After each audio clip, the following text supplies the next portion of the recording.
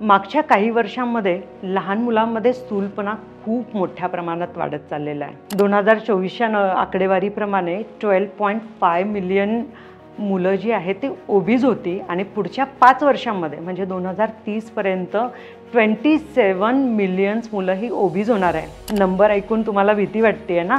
ह्या पुढच्या पिढीचं आरोग्य तर ह्यामुळे धोक्यात नाहीये ना? ह्यांच्या आहारामध्ये काय चुकतंय का? त्यांची जीवनशैली कशी असायला पाहिजे? ह्यांच्या वजन वाढीचं ॲक्च्युअल कारण काय आहे आणि त्यांना कुठले कुठले आजार वजन वाढीमुळे होऊ शकतात आणि पालक म्हणून तुमची काय भूमिका असायला पाहिजे? हे सगळे प्रश्न जर तुम्हाला पडले असतील तर मी doctor Shirin Inamdar, obesity consultant and lifestyle coach, Lokmat सखीच्या या एपिसोडमध्ये घेऊन आली आहे ह्या सगळ्या प्रश्नांची सविस्तर उत्तरं।